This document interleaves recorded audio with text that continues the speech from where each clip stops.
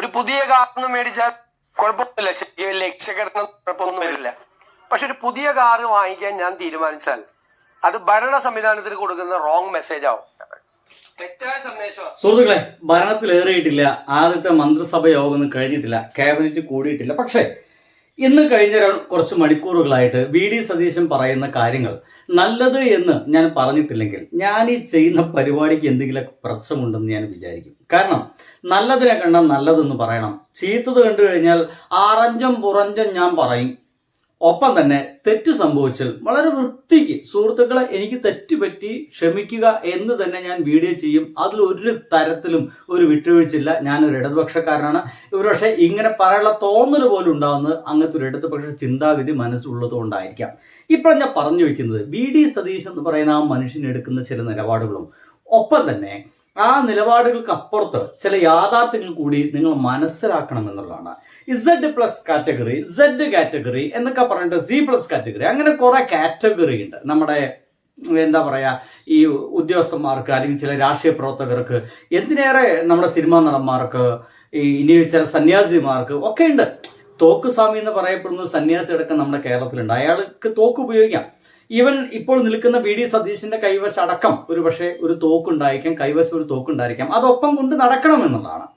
കാരണം എപ്പോഴാണ് ഒരു അറ്റാക്ക് ഏത് രീതിയിലാണ് വരിക എന്നൊന്നും പറയാൻ കഴിയില്ല. അതുകൊണ്ട് തന്നെ നമ്മുടെ ഇന്ത്യ ഗവൺമെന്റ് നിയമിക്കുന്നതാണ് ഏത് രീതിയിലുള്ള സുരക്ഷയാണ് ഓരോരുത്തർക്കും നൽകണമെന്നുള്ളത്. അത് സുരക്ഷാ ഏജൻസികളാണ് തീരുമാനിക്കുക ഏത് രീതിയിൽ വേണമെന്നുള്ളത്. പിണറായി വിജയൻ കഴിഞ്ഞ തവണ അദ്ദേഹത്തിനുണ്ടായിരുന്ന ആ ഒരു വലിയ വാഹന വ്യൂഹം, അതൊരു തരത്തിലും പിണറായി വിജയൻ എനിക്ക് ഇത്ര വാഹനം എൻ്റെ പിന്നാലെ വരണമെന്ന് വാശി പിടിച്ചതിന്റെ ഭാഗമല്ല. അതൊരു ഏജൻസി തീരുമാനിക്കപ്പെടും. യഥാർത്ഥത്തിലേക്ക് കടക്കാം. അതിനു മുമ്പ് ഈ വാക്ക് കേൾക്കാം. നില വഷളായിരിക്കുന്ന ഒരു സമയത്ത് ആർഭാടങ്ങൾ പരമാവധി കുറച്ച് നമ്മൾ ചില മാതൃകകൾ സൃഷ്ടിക്കണം. അപ്പൊ ഉള്ള കാറ് അത് ഉപയോഗിക്കും. ഏത് കാറാണെന്ന് വെച്ചാൽ അതിന്റെ കളറൊന്നും നോക്കില്ല, ഏത് കാറാണ് എന്ന് വെച്ചാൽ നമുക്ക് അവൈലബിൾ ആയിട്ടുള്ളത്. ഇപ്പൊ തൽക്കാലം കാറൊന്നും പുതിയതൊന്നും വേണം. അതെല്ലാം പറഞ്ഞിട്ടുണ്ട്. അവർ Z+ കാറ്റഗറിയാണ്, ശ്രദ്ധിക്കണം എന്ന് പോലീസിനോട് പറഞ്ഞു. എങ്കിലും പറഞ്ഞു, ഞാൻ കരുതുന്നത് വലിയ ആർഭാടത്തോടെ അദ്ദേഹം പറഞ്ഞ സംഗതി കേട്ടോ, Z+ കാറ്റഗറിയാണ് എന്ന് വെച്ച് കഴിഞ്ഞാൽ ഈ കാറ്റഗറി തീരുമാനിക്കുന്നത് പോലും ഒരു സുരക്ഷാ ഏജൻസിയാണ്. ആ സുരക്ഷാ ഏജൻസിയാണ് പോലീസിനോട് പറയുന്നത് ഇന്നയാൾക്ക് Z+ കാറ്റഗറിയാണ്. അത് മിക്കവാറും കേരളത്തിലെ മുഖ്യമന്ത്രി ആരാവുകയാണെങ്കിലും അത്ര മുഖ്യമന്ത്രിമാർക്ക് മുഴുവൻ Z+ കാറ്റഗറി വാഹന വ്യൂഹം ഉണ്ടാകും. ഇനിയിപ്പോൾ അത് വേണ്ടാന്ന് പറഞ്ഞു കഴിഞ്ഞാലും അത്രയ്ക്ക് അതീവ സുരക്ഷയുള്ള അല്ലെങ്കിൽ അത്രയ്ക്ക് ഗംഭീരമായിട്ടുള്ള ആളുകളൊക്കെ തൊട്ടൊപ്പം ഉണ്ടായിരിക്കുന്ന കാര്യത്തിൽ ഒരു സംശയവുമില്ല. കാരണം പ്രാധാന്യമുള്ള ഒരു സ്ഥാനത്ത് നിൽക്കുന്ന ഒരാളാണ്. അയാൾക്ക് എന്തെങ്കിലും അപകടം, അതും കേരളത്തിനുള്ളിൽ തന്നെ സംഭവിക്കുകയാണെങ്കിൽ അത് നമ്മുടെ സുരക്ഷയെ മുഴുവൻ ബാധിക്കുമെന്നുള്ളതുകൊണ്ടാണ്. ഇനി ഇതിനെ തുടർന്ന് ഇതെന്നെ കേട്ടിട്ട് പറയാം. റോഡിലൂടെ പോയാൽ ആളുകൾ എന്നെ ചിലപ്പോൾ അവര് പുറത്തൊന്നും പറയില്ലായിരിക്കും, പക്ഷെ ഉള്ളിൽ കളിയാക്കി ചിരിക്കും. അതിന്റെ അത്രയൊന്നും ആയിട്ടില്ല ഞാൻ. അപ്പൊ അത് ഏറ്റവും ലളിതമായി ഏറ്റവും കുറച്ച് ചെയ്യണമെന്ന് അവരോട് പറഞ്ഞിട്ടുണ്ട്. പിന്നെ നമ്മൾ പോകുന്ന വഴിയിലൊന്നും ആളുകളൊന്നും ബുദ്ധിമുട്ടിക്കരുതെന്ന് പറയും. പരമാവധി ഏറ്റവും കുറച്ച് വാഹനങ്ങൾ കണ്ടില്ലേ, പോകുന്ന വഴിക്ക് ആളുകളെ ബുദ്ധിമുട്ടിക്കരുത്. മന്ത്രിമാരെ വാഹനം പോകുന്നുണ്ട് വിചാരിച്ചിട്ട് അതിഭീകരമായ തടയലുകൾ മറ്റു കാര്യങ്ങളൊന്നും വേണ്ട. ഇത്തരം കാര്യങ്ങളൊക്കെ വി.ഡി. സതീശൻ എന്ന് പറയുന്ന മനുഷ്യൻ അധികാരത്തിൽ കയറുമ്പോൾ തന്നെ ഇത്തരം തോട്ടുകളൊക്കെ പുറത്തേക്ക് വരുന്നത് വളരെ നല്ല കാര്യം എന്ന കാര്യത്തിൽ ഒരു സംശയവും പറയാനില്ല കേട്ടോ. ഒരുപക്ഷെ സോക്കോൾഡ് ഇടതുപക്ഷക്കാരായ ആളുകളൊക്കെ ഇങ്ങനെ ചിന്തിക്കണം, ഇതൊക്കെ നടക്കാൻ പോകുന്ന കാര്യം എന്നൊക്കെ ചിന്തിക്കുന്നുണ്ടായിരിക്കാം. എന്തായാലും ഒരു വാർത്ത വന്നിട്ടുണ്ട്, വേറെ വാർത്തയാണ്. അതോട് കേട്ടിട്ട് നമുക്ക് അതിലേക്ക് കടക്കാമെന്നുള്ളതാണ്. കേൾക്കൂ.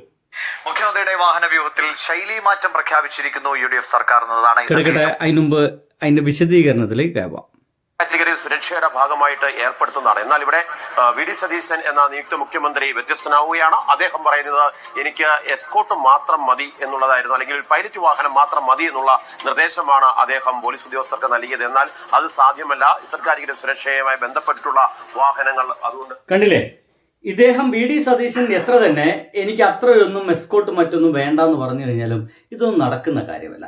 ഇനി വേണമെങ്കിൽ നമുക്ക് കഴിഞ്ഞ ആ ഒരു ഭരണത്തിലേക്ക് പോയി കഴിഞ്ഞാൽ Z കാറ്റഗറിയുടെ ഭാഗമായിട്ട് ഒരുപക്ഷെ ഏറ്റവും കൂടുതൽ വാഹന വ്യൂഹം എന്ന് പറയുന്നത് സഖാവ് പിണറായി വിജയന്റെ വാഹനത്തിന് പുറകെയായിരുന്നു. ഒരു സംശയമില്ല, നമ്മളെല്ലാം കണ്ടതാണ്.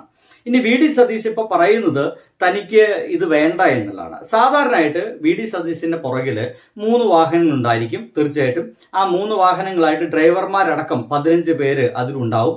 സഖാവ് വിജയൻ, നമ്മുടെ പിണറായി വിജയൻ മുഖ്യമന്ത്രിയായ സമയത്ത് അദ്ദേഹത്തിന് Z കാറ്റഗറി ആയിരുന്നു ഉണ്ടായിരുന്നത്. സുരക്ഷാ ഏജൻസികളാണ് തീരുമാനിക്കുന്നത്. ഒരു കാര്യത്തിലും ഇത്തരം കാര്യങ്ങൾ ഒരു അന്തിമ തീരുമാനം എടുക്കാൻ മുഖ്യമന്ത്രിയിലേക്ക് അദ്ദേഹത്തിന് കഴിയില്ല. സുരക്ഷ ഏർപ്പെടുത്തുന്നത് സുരക്ഷാ ഏജൻസികളാണ്. 2014 ഒരു RTI എന്ന് പറയുന്ന ഒരു സംഗതി ഉണ്ട്. അതിന്റെ ഭാഗമായിട്ട് മറുപടിയിൽ കേന്ദ്ര സർക്കാർ വ്യക്തമാക്കുന്നത് Z കാറ്റഗറിയിൽ തന്നെ ഏകദേശം 63 പേരെ ഉപയോഗിക്കാം. മനസ്സിലല്ലേ? Z കാറ്റഗറിയിൽ തന്നെ വേണമെങ്കിൽ നമുക്ക് 63 പേരെ തൊട്ടുപുറകിൽ മുമ്പിലായിട്ടൊക്കെ ഉപയോഗിക്കാം. ഇനി അതല്ല, എന്നാൽ Z+ കാറ്റഗറി ഉണ്ടായിരുന്നാലും ഇതിന്റെ 4-1 പോലും തീർച്ചയായിട്ടും പിണറായി വിജയൻ ഉപയോഗിച്ചിട്ടില്ല. മനസ്സിലാക്കണം. Z കാറ്റഗറിയിൽ മാത്രം എത്രയാണ് 63 പേരെ ഉപയോഗിക്കാം സുരക്ഷയ്ക്ക് വേണ്ടിയിട്ട്. Z+ കാറ്റഗറിക്ക് അപ്പോഴത്തോളം ഉപയോഗിക്കാൻ നിങ്ങൾക്ക് ചിന്തിക്കാമല്ലോ. പക്ഷെ അതിന്റെ ഒരു അംശം പോലും 4-1 പോലും ഉപയോഗിച്ചിരുന്നില്ല എന്നാണ് ഒരു യാഥാർത്ഥ്യം പറയേണ്ടത്. പക്ഷെ അതൊന്നും മാധ്യമങ്ങൾ പുറത്തേക്ക് എത്തിക്കില്ല. മാധ്യമങ്ങൾ കുറേ വാഹനങ്ങൾ ഉപയോഗിക്കുന്നു, കറുത്ത കാറിൽ സഞ്ചരിക്കുന്നു, സുരക്ഷാ സംവിധാനം ഉപയോഗിക്കുക. അത് ഒരുപക്ഷെ ഒരു തരത്തിൽ പറഞ്ഞു കഴിഞ്ഞാൽ ഏറ്റവും കുറവ് സുരക്ഷാ സംവിധാനം നമ്മുടെ ഇന്ത്യയിൽ മുഴുവനുള്ള എല്ലാ മുഖ്യമന്ത്രിമാരും എടുത്തു കഴിഞ്ഞാൽ ഏറ്റവും കുറവ് സുരക്ഷാ സംവിധാനം ഉപയോഗിച്ച മന്ത്രിമാരുള്ളത് നമ്മുടെ കേരളത്തിലാണ്. അതിലൊരാൾ കൂടിയാണ് നമ്മുടെ പിണറായി വിജയൻ. അതേപോലത്തെ ഒരു സ്ഥലത്തിലേക്ക് നമ്മുടെ വി ഡി സതീശൻ എത്തുന്നു എന്ന് മാത്രം. ഇനി ഒപ്പം തന്നെ വേണമെങ്കിൽ കഴിഞ്ഞ തവണത്തെ പ്രതിപക്ഷ നേതാവായിട്ടുള്ള വി ഡി സതീശന്റെ പ്രതിപക്ഷ നേതാവിന്റെ സംഗതിയിലേക്ക് കിടക്കാം. നോക്കൂ, 2024 ജൂലൈ 6 നമ്മുടെ പ്രതിപക്ഷ നേതാവ് ഒരിക്കൽ ഒരു കാസർഗോഡ് ബാക്കിൽ വെച്ചിട്ട് ഒരു വാഹനം അപകടത്തിൽപ്പെട്ടിരുന്നു. നമ്മളെല്ലാവരും കണ്ടൊരു വാർത്തയാണ്. ആ ഒരു വാർത്തയിലേക്ക് ആ ഒരു സ്ഥലം എന്ന് വെച്ചാൽ കൊല്ലൂർ മൂകാംബിക ക്ഷേത്രത്തിലേക്ക് പോകുന്ന വഴിക്കാണ്.